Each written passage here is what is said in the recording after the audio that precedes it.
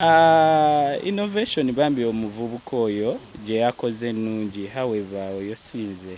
Twalabye nga peegi yo otaddeyo nti ng'ogamba omusajja ebigambo ebikambwe.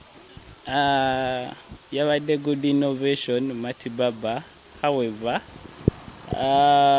siyenze n'ekirala nti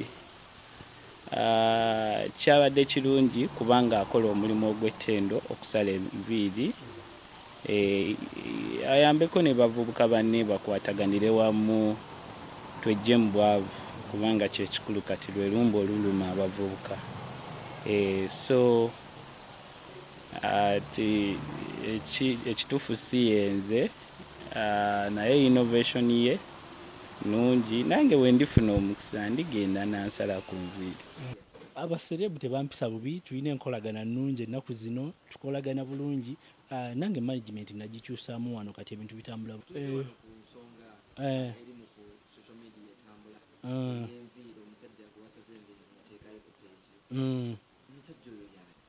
Anyway, omusajja oyo client wange nnyinza oba simanyi mannya g'essaawa zino naye nga nina ennamba ye, simumanyi nnyo naye nga kasitoma waffe. Anyway, yazze n'amufaananamu, nze nasaze muntu wa bulijjo ne tukola dreads ne nteeka ku pages zaffe ez'enjawulo. Naye bo ba blogger nga bo bamanyi bajja ekifaananyi ekyo ne bakikozesa ne bagaa Katumba. Naye nayo nagenza otutunatuna ndaba mbu tufuye Katumba. Naye ate mu kusooka saakiraba. Anyway tekyabadde kigendererwa nze kukozesa Katumba, era oba otunuulidde ku platform zaffe ez'enjawulo ku social media bwe twapostinze tetwataddeko mbu ye Katumba, twataddeko muntu wa bulijjo, tetwagambye Katumba, tetwamwogeddeko. Sebo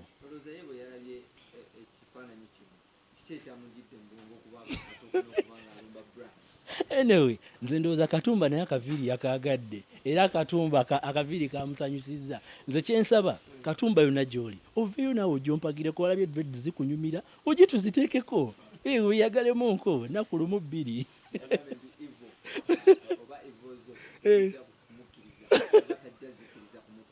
Anyway simanyi nzikiriza gyakkiririzaamu, naye nze ndi musajja mulokole, kwegamba eddiini ngitambuza bulungi nnyo, kati simanyi ebya Ivo gye yabijje, naye ng'ajja akaviiri tukasale, yategedde omusazi w'enviiri omulungi asinga, era musuubira okuba nga alina okujja tusale kaviiri. Omanyi abaana abato ebiseera ebisinga mubaamu ensobi, naye kati ngaffe tusonyiwa.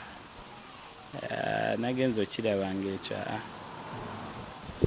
ekyo nayagaddeko ekikulu nti yabadde innovation. Innovation ye yabadde ennungi, naye nga obuzibu oba yakikozesezza mu bukyamu, naye kyemugamba agende mu maaso n'okusala abantu enviiri. Mulimu mulungi kubanga gujja abavubuka ate n'abalasita. Si kibi abalasita lwakubanga nze ekyo sikisobola. Abalasita mikwano gyange, bakyali bange abageto bonna mikwano gyange, so wabanga oli yasalawo okusiba nviiri si kibi, naye nze si kyendi. Tulaba enfunda nnyingi zitusikiddwako ku baserebu ab'enjawulo, naddala abantu abeefaananyiriza okuba bo, ate ne bavaawo ne banona erinnya lyabwe oba ne bajjako abantu ssente. Gooza kino tekikutuukeko kuba omuvubuka akufaananye nnyo?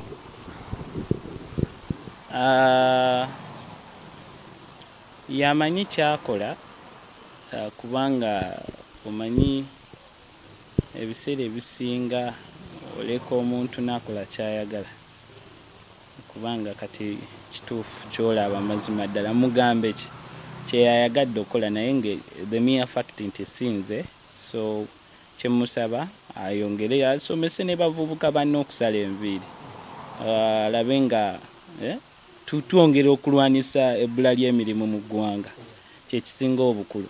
Eri abavubuka bannange tulekeraawo okukozesebwa ebintu ebitakwatagana. We videos ezalabise jjo twabadde nga tuli mu kusaba, leero tuli mu mbeera ya kuziika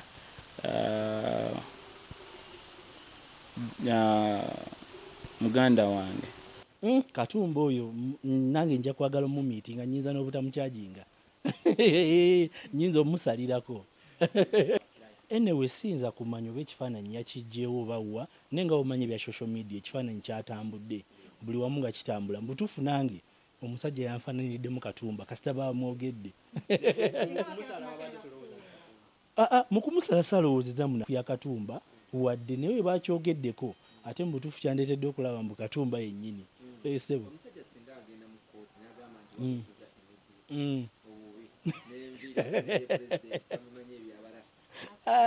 pulezidenti waffe ebyo tebisobola tuukawo lwa nsonga nti ku pages zange mwena abaziraba saataddeko muntu nti Katumba ekyo kimukakasa nti siina kakwate n'ebyo esebo mwetondere ku kimuyita buyisa gy'asala enviiri Katumba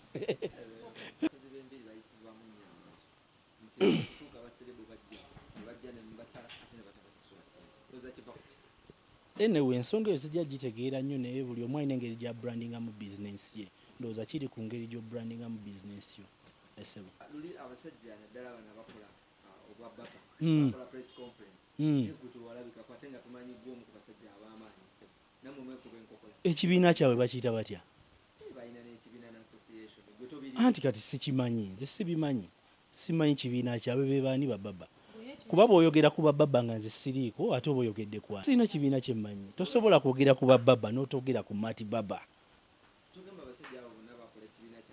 sikimanyi ekibiina sifunangako leeta kubanga bamuyita Natongo nga nze Katumba